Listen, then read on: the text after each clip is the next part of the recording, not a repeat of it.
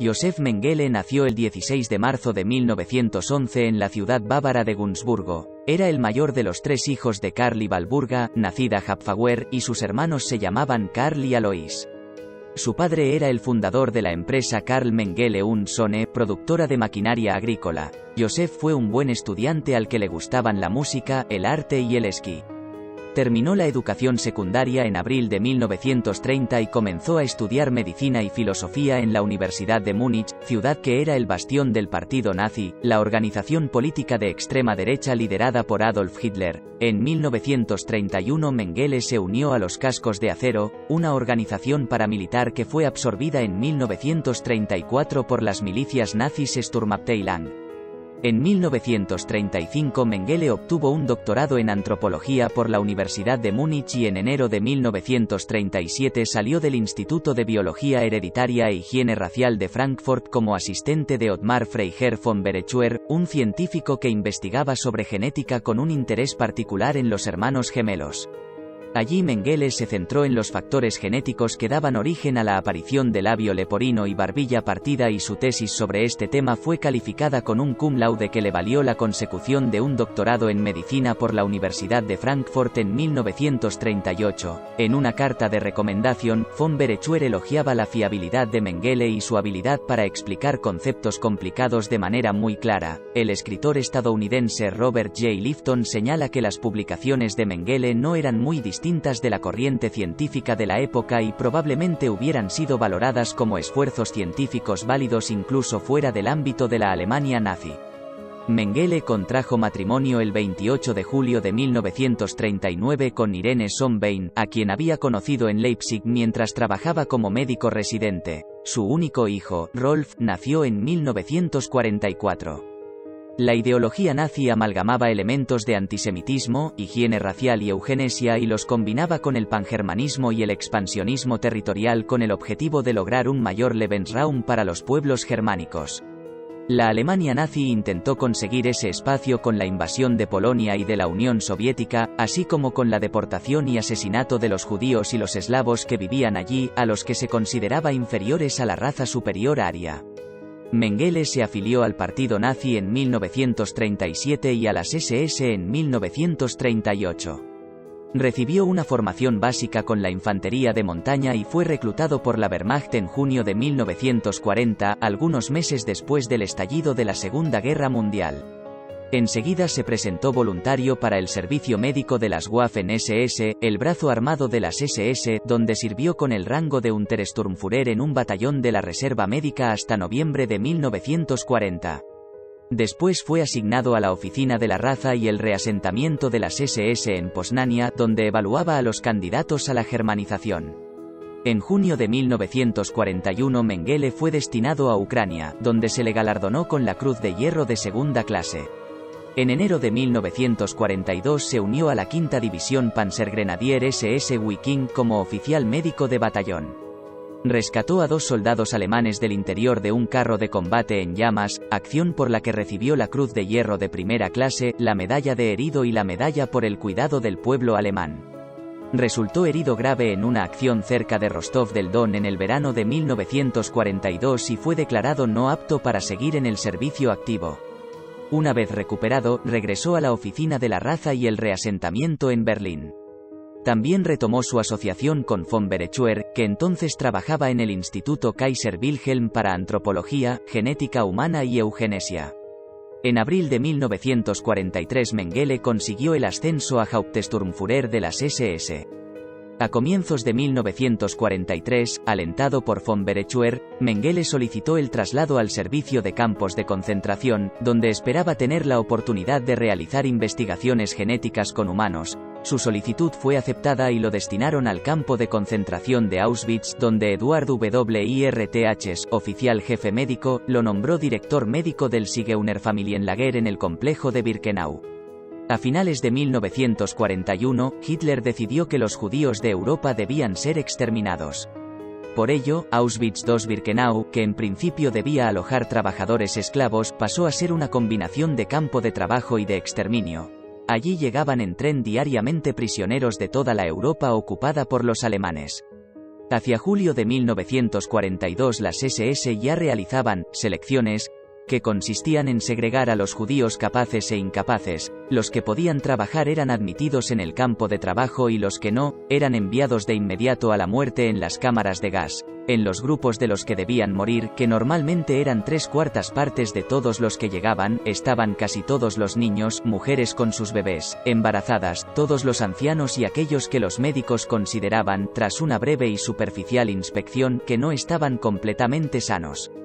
Mengele, miembro del grupo de médicos que hacían esta selección humana, no estaba obligado a realizar esta tarea, pero participaba con la esperanza de encontrar sujetos para sus experimentos. Estaba particularmente interesado en hallar hermanos gemelos y al contrario que otros médicos, que consideraban la tarea estresante y horrible, Mengele la realizaba con total soltura, con aires extravagantes, a menudo sonriendo, muy acicalado o silbando una melodía. Mengele y el resto de médicos de las SS no trataban a los internos, sino que supervisaban a otros doctores prisioneros que estaban obligados a trabajar en el servicio médico del campo. Mengele visitaba semanalmente los barracones del hospital y enviaba a la cámara de gas a los presos que no se hubieran recuperado después de 2 semanas en cama. También formaba parte del grupo de médicos responsable de administrar el Ciclón B, el pesticida a base de cianuro que se usaba para matar a los prisioneros en las cámaras de gas de Birkenau. En concreto, realizó esta tarea en las cámaras localizadas en los crematorios IV cuando en 1943 estalló en el campo de los gitanos un brote de Noma. Mengele inició un estudio para determinar la causa y desarrollar un tratamiento.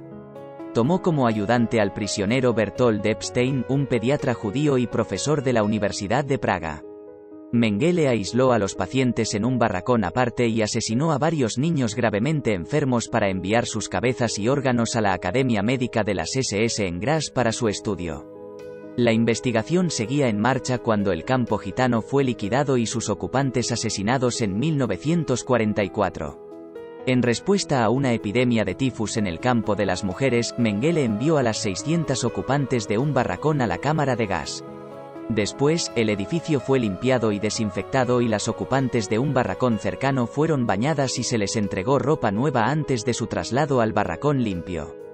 Este proceso se repitió hasta que todos los barracones estuvieron desinfectados. Este tipo de desinfecciones se volvieron a realizar cuando estallaron brotes de escarlatina y otras enfermedades, pero en esos casos todos los prisioneros fueron enviados a la cámara de gas. Por sus esfuerzos, Mengele recibió la Cruz al Mérito Militar y fue ascendido en 1944 a primer médico del campo de Birkenau. Mengele aprovechó su estancia en Auschwitz como una oportunidad para continuar con sus estudios antropológicos y sus investigaciones sobre herencia genética usando prisioneros del campo de concentración para experimentar con humanos. Estos experimentos no tuvieron para nada en cuenta la salud, seguridad o sufrimiento físico y emocional de las víctimas. Mengele estaba especialmente interesado en los gemelos idénticos, gente con heterocromía, enanos y sujetos con anomalías físicas. La Fundación Alemana de Investigación le otorgó una subvención que había solicitado von Berechuer, a quien Mengele enviaba informes periódicos y diversas muestras. El dinero que le otorgaron se empleó en la construcción de un laboratorio de patología adjunto al crematorio II en Auschwitz II-Birkenau. El Dr. Miklos Nyírsly, un patólogo húngaro de religión judía que llegó a Auschwitz el 29 de mayo de 1944, realizó en este nuevo laboratorio disecciones y preparó los especímenes para su envío. Las investigaciones de Mengele sobre los gemelos estaban pensadas en parte para demostrar la supremacía de la herencia genética sobre el entorno y reforzar de esta manera la premisa del nazismo que defendía la superioridad de la raza aria. Nyírsly afirma que los estudios sobre gemelos también estaban motivados por un deseo de mejorar la tasa de reproducción de la raza alemana a través del aumento de la fertilidad y de las oportunidades de engendrar gemelos de sujetos racialmente deseables. Los gemelos eran sometidos a exámenes semanales y mediciones de sus atributos físicos por parte de Mengele o de algunos de sus ayudantes. Los experimentos practicados por el médico incluían amputaciones innecesarias de extremidades, inoculaciones intencionadas con tifus y otras enfermedades a uno de los gemelos y transfusiones de sangre de un hermano a otro. Muchas de las víctimas murieron en el transcurso de los procedimientos. Una vez finalizadas las pruebas, a veces los gemelos eran asesinados y sus cuerpos diseccionados. Nisley relata que una noche Mengele mató personalmente a 14 gemelos inyectándoles cloroformo directamente en el corazón. Si uno de los gemelos moría a causa de la enfermedad que le habían inoculado, Mengele mataba al otro hermano para realizar informes comparativos post-mortem. Los experimentos de Mengele con los ojos incluyeron intentos de cambiar el color del iris a través de la inyección de sustancias químicas y el asesinato de personas con heterocromía para extraer sus globos oculares y enviarlos a Berlín para su análisis. A los enanos y a las personas con anomalías físicas les tomaba mediciones corporales, les extraía sangre y dientes sanos y les administraba de forma innecesaria drogas y rayos X. Muchas víctimas eran enviadas a la cámara de gas y después sus esqueletos se mandaban a Berlín para continuar con las investigaciones. Mengele buscó mujeres embarazadas a las que realizaba experimentos antes de enviarlas a la cámara de gas. La testigo Vera Alexander describió cómo cosió por la espalda a 2 gemelos gitanos en un intento de crear gemelos siameses, pero ambos murieron por los efectos de la gangrena después de varios días de sufrimiento. Mengele y otros médicos de Auschwitz fueron transferidos el 17 de enero de 1945 al campo de concentración de Gross-Rosen, en la Baja Silesia. Allí se llevó 2 cajas con especímenes y los registros de sus experimentos, mientras que el resto de documentos médicos del campo fueron destruidos por las SS. El Ejército Rojo capturó Auschwitz el 27 de enero de 1945. Mengele huyó de Gross-Rosen el 18 de febrero, una semana antes de la llegada de los soviéticos, y viajó hacia el oeste disfrazado de oficial de la Wehrmacht hasta Saaf. Allí confió temporalmente sus documentos incriminatorios de Auschwitz a una enfermera con quien había entablado una relación. Después, él y toda su unidad se apresuraron hacia el oeste para evitar caer en manos de las tropas soviéticas y en junio acabó hecho prisionero de guerra por el ejército estadounidense. Mengele fue registrado en principio con su nombre auténtico, pero por culpa de la desorganización de los aliados con las listas de los alemanes más buscados y por el hecho de que no tenía el habitual tatuaje de las SS con su grupo sanguíneo, no lo identificaron como uno de los nombres de la lista de los principales criminales de guerra. Fue liberado a finales de julio y obtuvo documentación falsa bajo el nombre de Fritz Ullmann, documentos que él después alteró para cambiarse el nombre a Fritz Hollmann. Después de varios meses huyendo, en los que tuvo tiempo de internarse en el territorio controlado por los soviéticos para recuperar sus archivos de Auschwitz, Mengele encontró trabajo como granjero cerca de Rosenheim. Temiendo ser capturado, juzgado y condenado a muerte, huyó de Alemania el 17 de abril de 1949, ayudado por una red de antiguos miembros de las SS, a la que también pertenecía el as de la aviación Hans Ulrich Rudel. Mengele viajó hasta Génova y allí obtuvo un pasaporte bajo el alias Helmut Gregor, falso miembro del Comité Internacional de la Cruz Roja. Navegó a Argentina en julio, pero su esposa rehusó acompañarlo y ambos se divorciaron en 1954. En Buenos Aires, Mengele trabajó como carpintero y vivió en una pensión en el partido de Vicente López, 66. Después de unas semanas se trasladó a la casa de un simpatizante de los nazis en el acomodado barrio de Florida y a continuación trabajó como agente comercial para la empresa de maquinaria agrícola de su familia. Desde 1951 realizó viajes frecuentes a Paraguay como representante de ventas en ese país. En 1953 empezó a vivir en un apartamento de Buenos Aires y ese mismo año usó dinero de su familia para comprar una parte de una empresa de carpintería. Al año siguiente alquiló una casa en el barrio bonaerense de Olivos. En 1956, Mengele obtuvo una copia de su partida de nacimiento a través de la Embajada de Alemania Occidental y se le concedió un permiso de residencia en Argentina con su nombre real. Con este documento consiguió un pasaporte de Alemania Occidental, también con su nombre auténtico, y emprendió un viaje a Europa. Estuvo de vacaciones en Suiza con su hijo Rolf y con su cuñada viuda Marta, además de una semana en su casa familiar de Gunzburgo. Después de regresar a Argentina en septiembre, Mengele siguió viviendo con su nombre verdadero. Marta y su hijo Karl-Heinz se reunieron en el país americano con él un mes después y los tres se instalaron juntos. Josef y Marta se casaron durante unas vacaciones en Uruguay en la ciudad de Nueva Helvecia en 1958 y adquirieron una casa en la capital argentina. Sus negocios entonces incluían una parte de la propiedad de la Fadro Farm, una compañía farmacéutica. También en 1958, Mengele y otros médicos fueron interrogados y después exculpados de la sospecha de practicar la medicina sin licencia después de que una adolescente falleciera durante un aborto. Preocupado porque este caso destapara su pasado nazi y sus actividades durante la guerra, emprendió un largo viaje de negocios a Paraguay y en 1959 consiguió la ciudadanía argentina con el nombre de José Mengele. Regresó a Buenos Aires en varias ocasiones para atender los negocios y visitar a su familia. Marta y Karl-Heinz vivieron en una pensión de la ciudad hasta que en diciembre de 1960 regresaron a Alemania.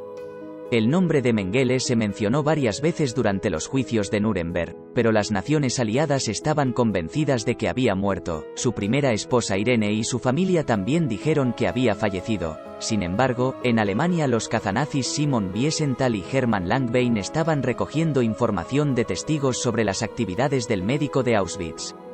Durante una búsqueda en archivos públicos, Langbein se topó con el acta de divorcio de Mengele y una dirección de Buenos Aires, por lo que él y Wiesenthal contactaron el 5 de junio de 1959 con las autoridades de la Alemania Occidental para que emitieran una orden de detención y se iniciara el trámite de extradición. En principio Argentina rechazó la solicitud porque el fugitivo ya no vivía en la dirección que indicaban los documentos y para cuando se aprobó la extradición el 30 de junio de 1960, Mengele había huido a Paraguay, donde estaba viviendo en una granja cerca de la frontera argentina.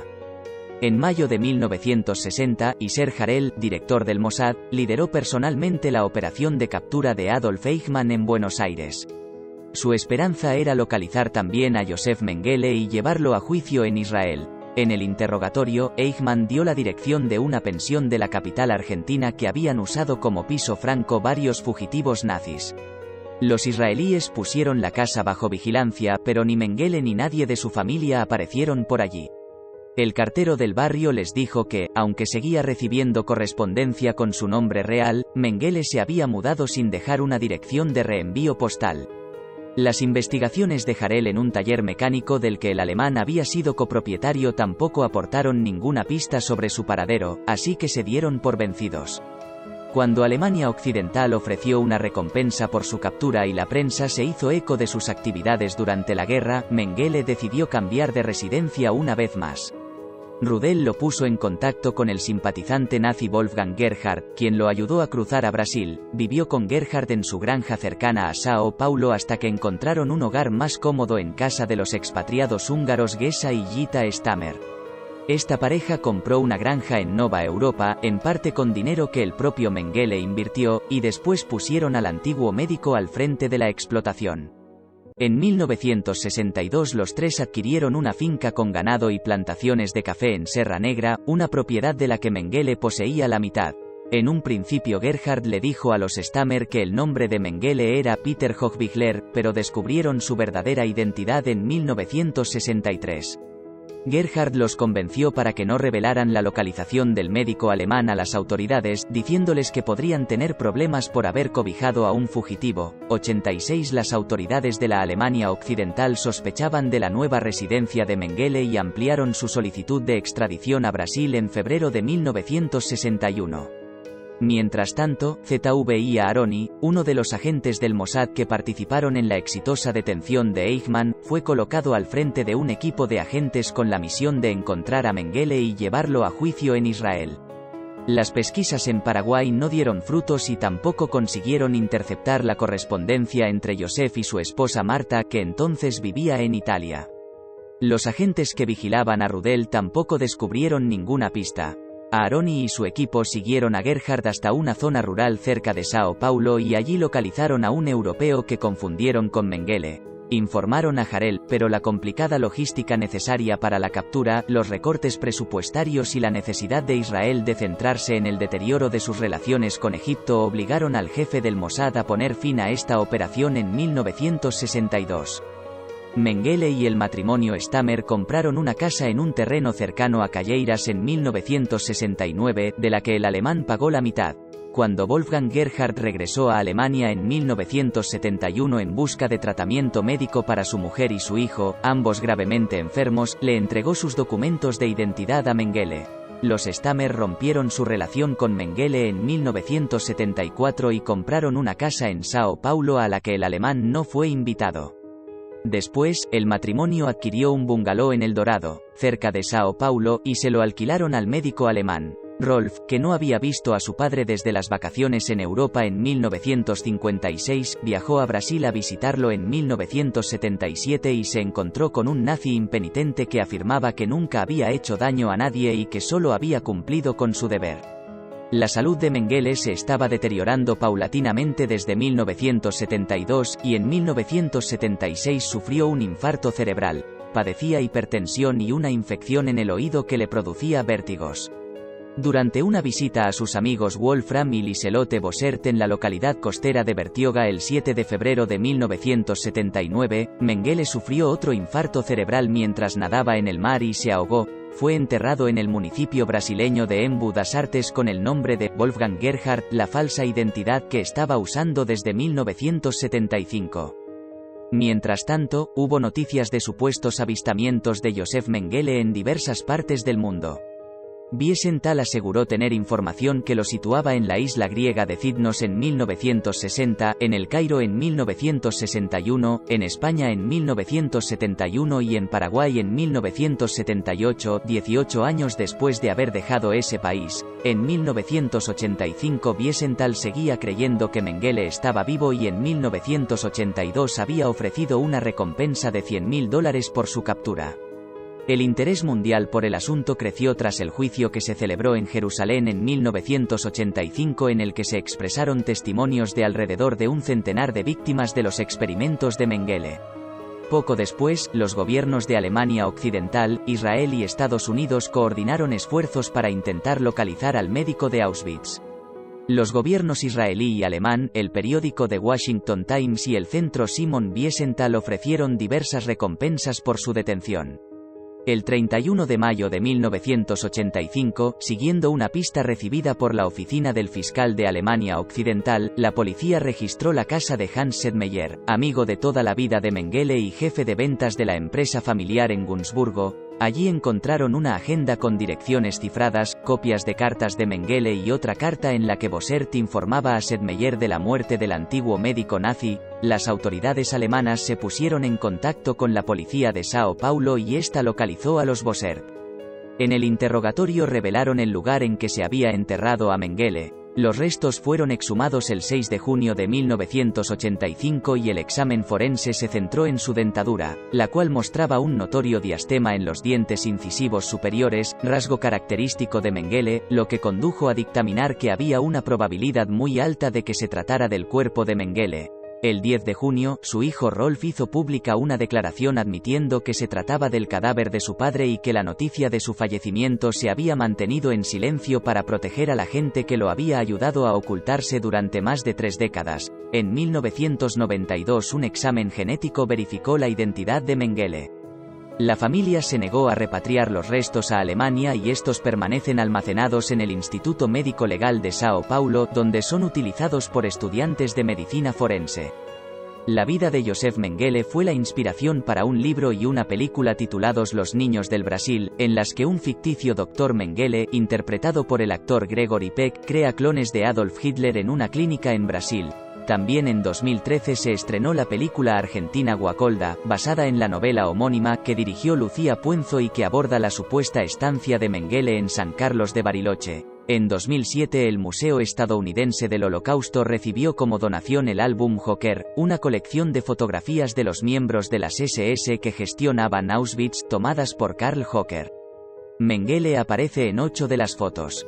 En febrero de 2010, un nieto de un superviviente del Holocausto compró en una subasta por una suma de dinero no revelada el diario de Mengele, de 180 páginas. Su propietario anterior, de identidad desconocida, se hizo con los documentos en Brasil y al parecer era alguien cercano a la familia Mengele. Una organización de supervivientes del Holocausto consideró esta venta como un acto cínico de explotación destinado a sacar provecho de uno de los más atroces criminales de guerra nazis. El rabino Marvin Yer, del centro Simon Wiesenthal, se alegró de que ese diario acabara en manos de un judío y dijo, en un momento en el que el Irán de Ahmadinejad niega el Holocausto y el antisemitismo vuelve a estar en boga, esta adquisición es especialmente significativa. En 2011 la misma casa de subastas volvió a vender, también entre diversas protestas, otros 31 volúmenes de diarios de Mengele que fueron adquiridos por un anónimo coleccionista que pagó $245.000.